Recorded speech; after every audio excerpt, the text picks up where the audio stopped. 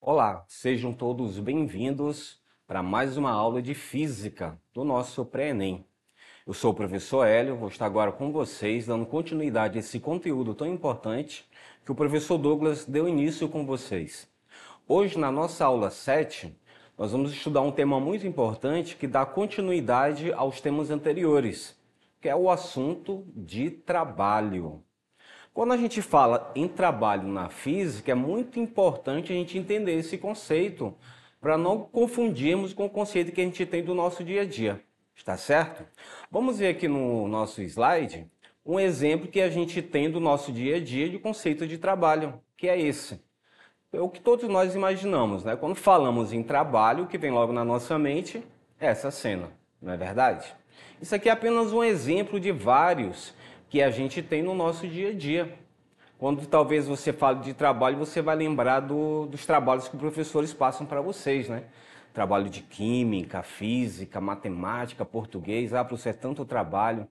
Mas na física, quando a gente fala de trabalho, a gente precisa relacionar com outros conceitos importantes, que vai fazer muita diferença quando você estiver resolvendo questões relacionadas no Enem. E também quando você for prestar, né, algum tipo de concurso também. Vamos lá então para o conceito de trabalho? Aqui no nosso slide nós temos aqui 3 exemplos que mostram claramente para nós o conceito que a gente precisa entender de trabalho diferente do conceito que a gente tem no nosso dia a dia. No primeiro caso, a gente está vendo um guindaste suspendendo um objeto, uma determinada massa, e nós estamos observando que ele está fazendo isso uma determinada altura e sofrendo a ação da aceleração da gravidade, o nosso G, que vocês já estudaram nas leis de Newton. No segundo caso, nós temos ali uma força sendo aplicada no prego através de um instrumento, né, o martelo, que também foi conteúdo abordado no assunto das leis de Newton, né? Toda ação corresponde a uma reação. E é o nosso terceiro caso ali também, onde uma pessoa está empurrando um objeto, né? Então, quando ele aplica uma força em um determinado objeto, e a gente tem que considerar a altura, a aceleração da gravidade, o tempo que isso vai ocorrer. Analisando todo esse contexto, a gente vai entender e vamos chegar ao conceito de trabalho, que é o que nós vamos justamente explicar para vocês a partir de agora. Diferente do uso corriqueiro do nosso dia a dia, que exige talvez um esforço físico, um esforço intelectual, tempo para você estar lá escrevendo, pesquisando, na física, quando a gente fala de trabalho, significa que nós vamos exercer uma força sobre um corpo enquanto ele se move de um local para o outro. Conforme a gente viu no slide anterior, né?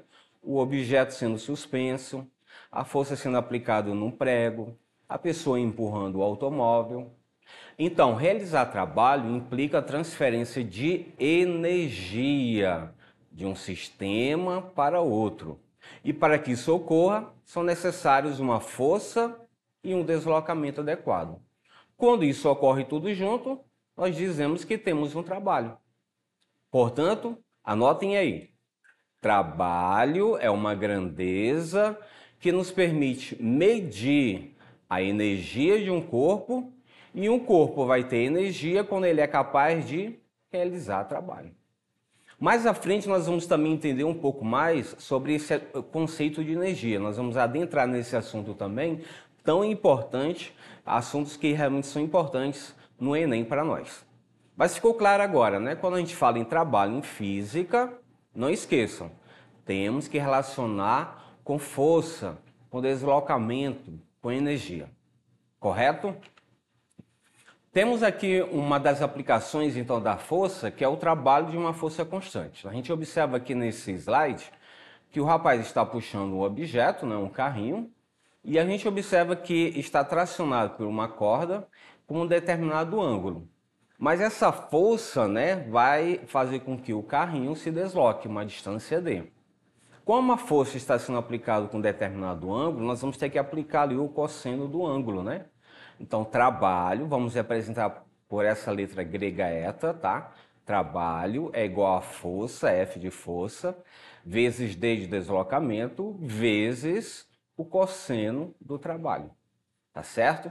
Então, nós vamos ter o trabalho, a primeira equação matemática que nós vamos utilizar nesse sentido. Em vários livros, ou quando você estiver pesquisando na internet, vocês vão encontrar vários símbolos, né, para o trabalho. Além dessa letra grega, né, você vai encontrar também representado pela letra T maiúscula, tá? Ou pela letra W, né, de trabalho em inglês, work, tá bom? Então, vocês vão encontrar qualquer uma dessas três variáveis aí, então.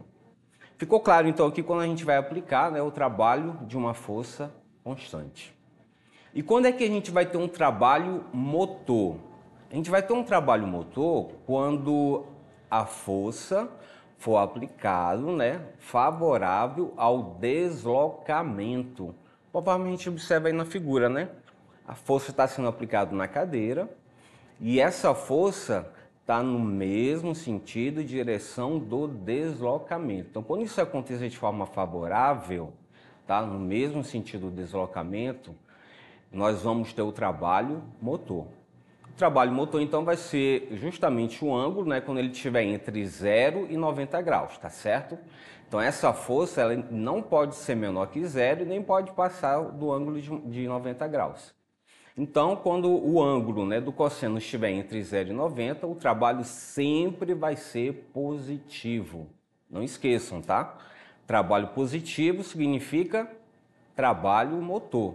Trabalho motor significa trabalho de uma força quando ele está favorável ao deslocamento, ok?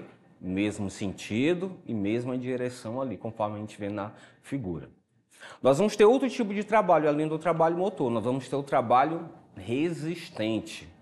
Bem, o próprio nome já está dizendo, né? Vai resistir. Por que ele vai resistir? A gente está vendo ali no desenho, né? As pessoas estão realizando o movimento do carro, em um determinado sentido, mas uma outra pessoa está aplicando no sentido contrário à força, né? Setas, sentido contrário. Quando isso acontecer, a gente tem agora uma força resistente, o desfavorável ao deslocamento. Agora, note a diferença do ângulo. Ó. O ângulo vai estar entre 90 e 180 graus. Por isso que o trabalho vai ser resistente. Porque quando a gente encontrar o cosseno, né, desse ângulo, ele sempre vai dar negativo. Então o trabalho vai ser menor que 0. Resumindo, trabalho positivo vocês vão chamar de trabalho motor. Trabalho negativo vocês vão chamar de trabalho resistente, que está desfavorável, né, ao deslocamento. Ok, pessoal, até aqui? Então, um conceito simples, né, de trabalho que a gente viu até agora no momento, né? Nós vimos o conceito correto de trabalho, diferente do nosso dia a dia que nós temos. E vimos também que existem dois tipos de trabalho, né? O motor e o resistente. O trabalho positivo e o trabalho negativo. Ok? Dando continuidade, então, nós vamos ver agora as equações que nós vamos aplicar, além daquela primeira que nós já demonstramos. No primeiro caso, quando a gente tiver a força e o deslocamento na mesma direção e mesmo sentido, então nós já sabemos que o trabalho é positivo, é trabalho motor. E como vimos, então, se o ângulo for de 0 graus, então a gente sabe que cosseno de 0 é 1. Então a gente resume a fórmula daquela maneira. Trabalho é igual a força vezes deslocamento. Certo? Essa é a equação geral do trabalho que nós vamos aplicar. Trabalho igual a força vezes deslocamento. Porque na maioria dos casos, das questões que o Enem cobra para a gente resolver, ele coloca o cosseno ou de 0, tá certo? Ou cosseno de 180. Cosseno de 180 vai ser menos 1. E cosseno de 0 grau é 1, tá certo? E por que ele coloca o ângulo de 180 graus? Para o nosso segundo ponto ali no slide, ó. Força e deslocamento têm mesma direção e sentidos opostos. Como ele vai ter sentidos opostos, cosseno de 180 graus, mais uma vez lembrando, é menos 1. Aí nós vamos ter o trabalho negativo. Ó. Trabalho é igual a menos F vezes D. Por que menos F, professor? Porque cosseno de 180 é menos 1. Então ele já fez ali a multiplicação do jogo de sinal e já colocou ali a força resistente. Correto? Então assim a gente consegue entender um pouco quando vai acontecer o trabalho motor e quando vai acontecer o trabalho resistente, né? O resultado deu positivo, lógico que é trabalho motor. Resultado deu negativo, é lógico que o trabalho é resistente. Mas se a força e o deslocamento forem perpendiculares, formar um ângulo agora entre eles de 90 graus. Bem, agora é fácil, né? Porque cosseno de 90 graus vale quanto? Zero. Isso mesmo, vocês lembraram bem. Assim o trabalho vai ser zero também, né? Vai ser nulo. Então o trabalho, tá certo? Vai ser zero quando a força e o deslocamento forem perpendiculares entre si. Formar um ângulo de 90 graus entre eles. Correto, pessoal, até aqui? Então, esse é o conceito bem simples para a gente poder entender a primeira questão, né, o primeiro conceito de trabalho. Um segundo ponto que a gente precisa entender, trabalho da força-peso. Agora é diferente. Note que ali na figura nós temos uma pessoa descendo a escada, né, e está fazendo trajetórias diferentes. Mas a altura não vai variar, independente que ele faça ali caminhos diferentes, zigue-zague, subindo ali a escada, a altura continua a mesma, permanece. Então, independente da trajetória, o trabalho da força-peso sempre vai assumir aquela equação ali. Peso vezes altura. E vocês lembram que quando vocês estudaram as leis de Newton, como é que a gente calcula o peso, não lembram? Peso é igual a massa vezes o G, a aceleração da gravidade, tá certo? Então aquela bolinha, tanto faz aquela bolinha sair do ponto A, descer pela reta número 1, descer pela reta número 2 ou descer pela reta número 3 fazendo uma curva, o trabalho vai ser o mesmo. Não esqueçam, a trajetória não influi no trabalho, nesse caso aí da força-peso, certo? O trabalho da força-peso só vai depender da altura para nós. E o último trabalho que nós vamos considerar é o trabalho da força elástica, né? A gente está vendo ali um exemplo bem claro, né? De uma caixa que está sendo acoplada ali numa mola e essa mola vai ser esticada e depois vai ser comprimida. Quando isso acontecer, aplicando lá também as leis de Newton, que nós vimos a lei de Hooke, né? Força elástica igual a K vezes X, nós vamos aplicar o trabalho, né? Então, o trabalho, de acordo com o gráfico, vai ser justamente a constante da mola vezes a deformação que essa mola vai sofrer, que nós vamos chamar de X, tá certo? Então, nós vamos ter o X ali na reta do Y e na reta do X ali, Kx vezes X, que nós vamos ter a nossa equação, Kx ao quadrado dividido para 2. Essa é a equação que nós vamos aplicar para o trabalho da força elástica, tá certo? Também numa mola. Vamos aqui para as questões então, para a gente poder entender um pouco esse conceito, essa teoria, essa revisão que nós fizemos desse assunto. Vamos ver aqui uma primeira questão então. Uma mola sofre uma deformação de 40 centímetros. Sabendo-se que sua constante elástica é de 15 Newton por metro, qual é o trabalho acumulado na mola? Nós temos ali as alternativas, certo? Então, como é que a gente acharia a resposta dessa questão aí? Vamos aqui para a resolução?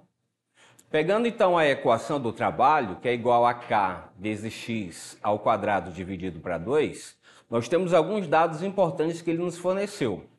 Por exemplo, ele deu o valor do K. Quanto é que vale o K? 15, isso mesmo, está ali, né? 15 Newton por metro. Quanto vale o X, que é a deformação? 40 centímetros. Ah, professor, mas por que está ali 0,4? Porque nós temos que transformar 40 centímetros para metro. Então, você fazendo lá a conversão, né, de 40 dividido para 100, nós vamos encontrar a resposta de 0,4. E vamos colocá-lo ao quadrado, né, visto que o x está ao quadrado. Então, 0,4 ao quadrado, nós chegamos a 0,16. E 15 vezes 0,16 dividido para 2, nós vamos ter a seguinte resposta então, né? Nós vamos dividir ali o 0,16 para 2, que dá 0,08. E fazendo a multiplicação, chegamos à seguinte resposta. 1,2 joule. Qual alternativa que nós vamos marcar? Letra E, não é isso? 1,2 joule. Note que essa questão não é difícil, né, pessoal? Era só a gente entender um pouco ali os dados, né, que ele foi nos fornecido, a deformação da mola, a constante da mola e a pergunta que ele fez foi o trabalho.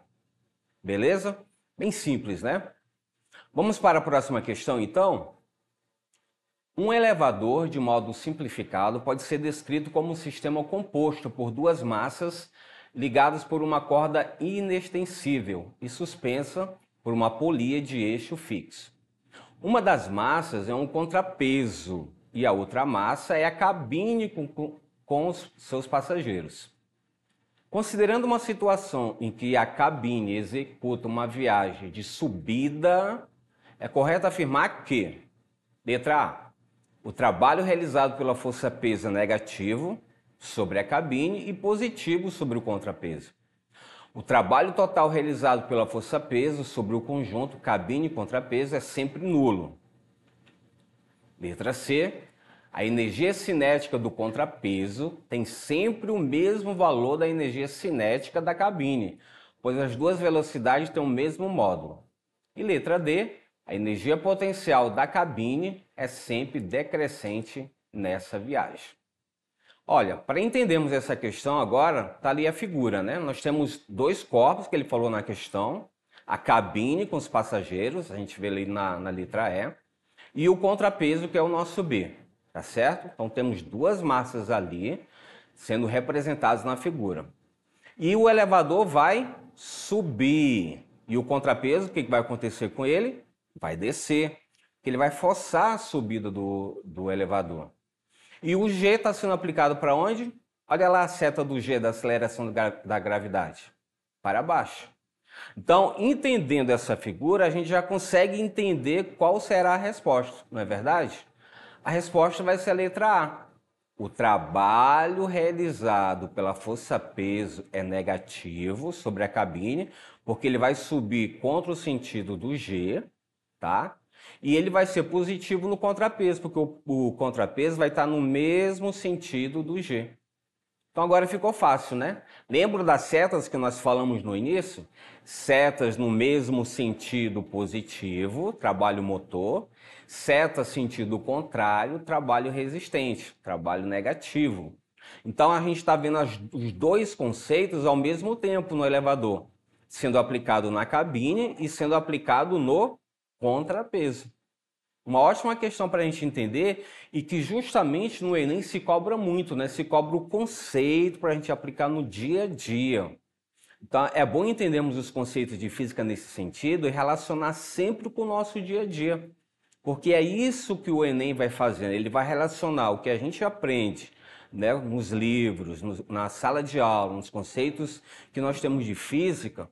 Como é que a gente pode relacionar isso para resolver um problema do dia a dia, ou entender uma situação, um fenômeno que acontece então? Correto? Pessoal, quero agradecer desde já então a atenção de todos, né, nessa nossa aula.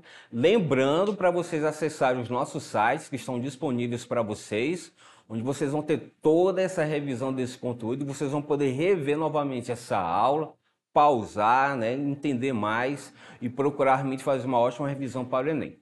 Obrigado então desde já e até a nossa próxima aula.